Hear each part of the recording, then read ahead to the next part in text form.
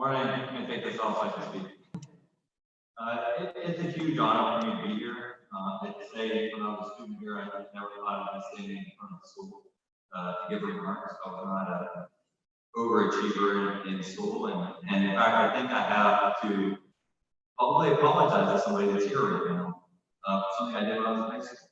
So when I was a senior in high school, my last day of school, I was a little prankster, and we used this one room. It has a big sink in it. We were always screwing around there, so the teacher turned the water off during the year, so we could play there more. So last day of school, I brought in the water and half a dozen goldfish and little paper boats, and I stopped up the sink and I filled it up with goldfish and little paper boats. It was the last day of school, and the teacher was, I think he was going around asking my friends, Fickel did that, didn't it? Fickel did that.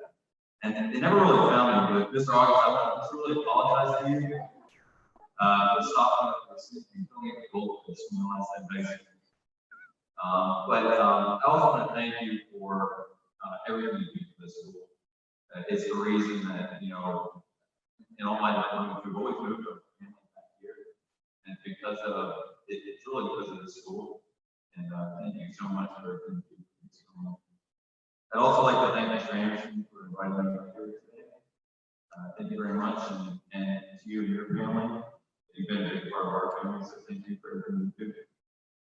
And for the educators in the room and in the building, I also like to thank you for everything you do as well. And for the veterans that are in attendance today and for those that can't be here, I appreciate you very much. Big Spring is very special to me. My new elementary school principal was Mr. McCarter, and over the summer he would let me and my buddies shoot BB guns on some form. And my wife and I met in 6th grade here in her mother's homeroom, who, by the way, also gave me detention in 6th grade. But I think the highlight of my high school years was participating in the team. And we were very fortunate to go to states and nationals sometimes. But Big Spring has always been home to my family, no matter how many times we've moved, and how many deployments I've been on. We've always brought our family back here because this is home for us. And so it really is an honor for me to speak today. I'm truly a product of this community. And for the veterans in the room, because I am a soldier, I'll use that term probably too much today. But for the airmen, sailors, and Marines here and out there, I mean, no offense, we're all brothers and sisters in arms. And when I say soldier, I use it as shorthand for all of us. You know, our country generally holds soldiers and veterans in very high regard because we are a grateful nation. I think folks thank soldiers because they have a sense that somehow the blessings of our country that they experience are tied to soldiers who defend our country. Many see soldiers and veterans as defenders of our country and protectors of our way of life, and they see our uniform as a symbol of honor and courage and selflessness. I think there's a good bit of truth in that and in those ideas, but I'd like to share with you today why I think citizens of America value soldiers and veterans so much. You know, the uniqueness of our country matches the uniqueness of our armed forces. In other countries, a soldier swears an oath to a person or a political party. In the United Kingdom, like other kingdoms and monarchs around the world, soldiers swear the oath of allegiance, the promise to be loyal to the British monarch and his or her heirs and successors. It states, I do swear that I will be faithful and bear true allegiance to Her Majesty Queen Elizabeth II, her heirs and successors, according to law. So help me God. Our soldiers do not swear an oath to a person. We do not swear to defend a person or a party. In fact, we do not even swear to defend a country at all. Let me be clear, American soldiers do not swear an oath to defend the president, Congress, our government, or even the physical country itself. It's actually kind of shocking when you think about it. We swear an oath to an idea which is enshrined in a single document, the Constitution of the United States, And this idea has been called sometimes the Great American Experiment.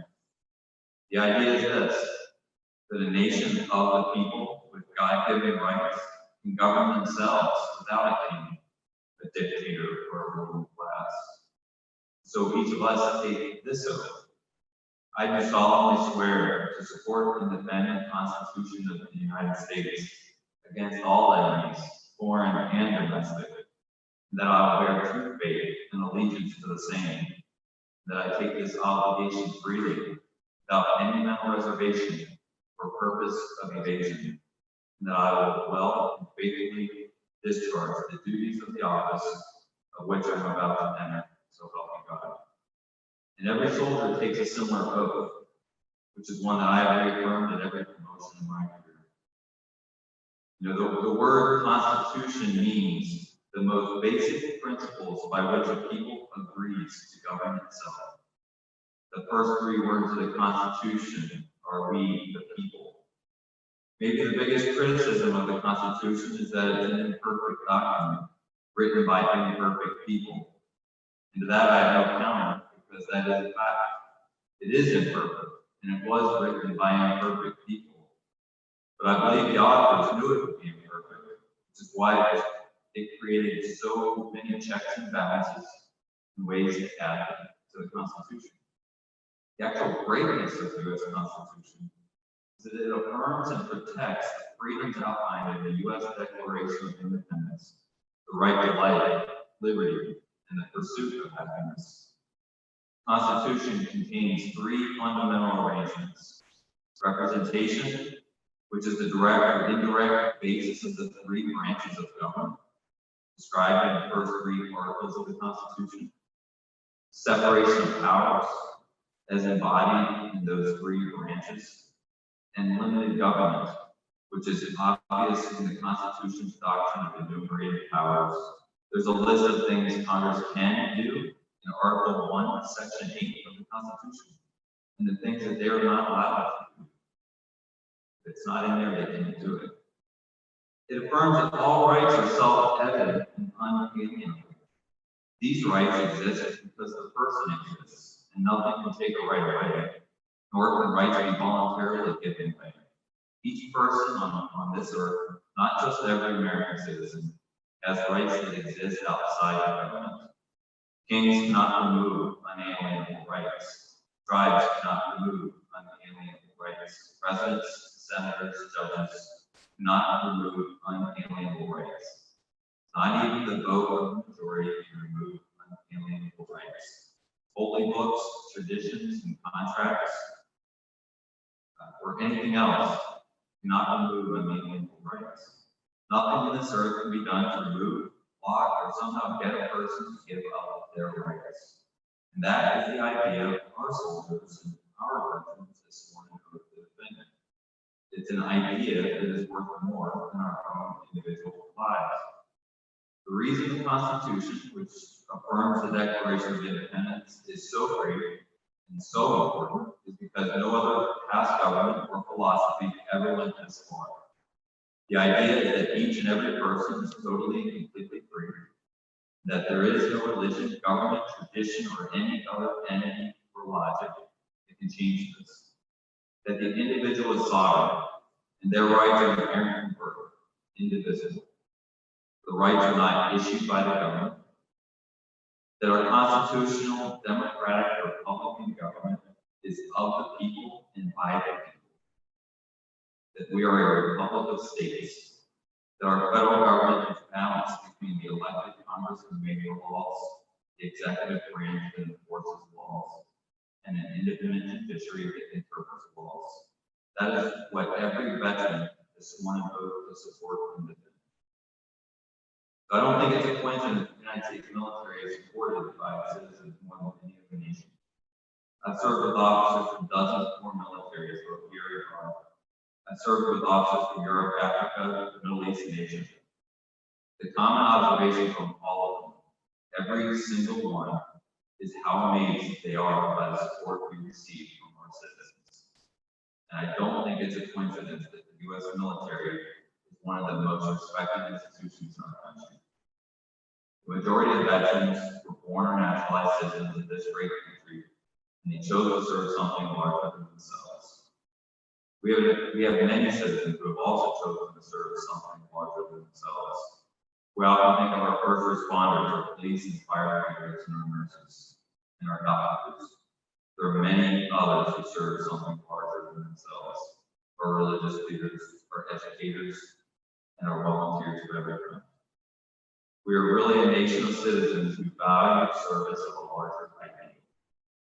So I'd like to leave you with a quote from a hero of mine and a challenge for each of you students. One of my heroes lives over in Johnstown, Pennsylvania. She's a petite lady who turned 105 a couple weeks ago. Her name is Frances Hesselbein. She's the former CEO of the Girl Scouts of America. During her time in that role, she grew the Girl Scouts to 2.25 million girls with a workforce of 780,000 volunteers. She's the author of dozens of books, and she's been the guest speaker at many military events, including the U.S. Army Military Academy in West Point. And she was awarded the Presidential Medal of Freedom in 1998. I had the pleasure of hearing her speak on more than one occasion, and in every speech she ever gives, it doesn't matter the topic, she says this, and I'd like to share it. Since the beginning of our country, there have been two institutions that have sustained the democracy. One of them is the United States Army, stretched but strong. The other is public education. And lastly, the challenge to our students. You're in your final years before adulthood, and you seniors are in your final year. You seniors especially, take a little time today to think a bit about what ideas are important to you, how you can work to serve something more than themselves. And please thank your teachers today for their commitment to serving them educated citizens. One of the two components that ensure our freedom is the signing of the Constitution. I thank everyone very much.